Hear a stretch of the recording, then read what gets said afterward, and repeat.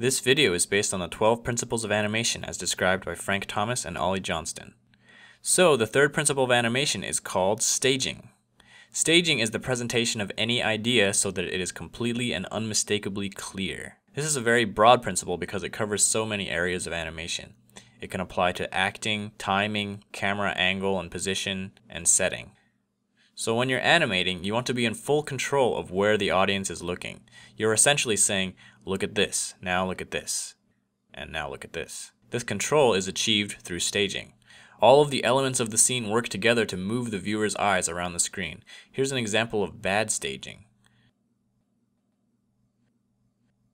The characters are competing for stage presence, so the viewer doesn't know which one to look at.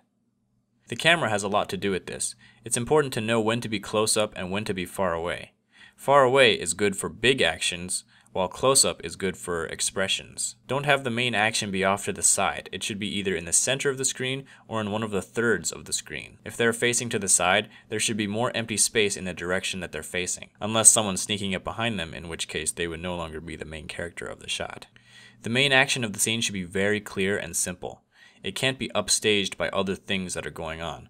This takes attention away from the main point. It should also have proper timing. Let one action finish before the other person starts their action, instead of overlapping them. Sometimes you need to insert pauses if there's something on screen that needs to be processed by the viewer before moving on. Sometimes if there's any text on the screen, you should keep it on screen for as long as it takes to read it out loud 3 times. But it's not just about controlling the viewer's eyes, it's also about conveying ideas. If a character is sad, for example, you want to make sure that the viewer knows that and feels that.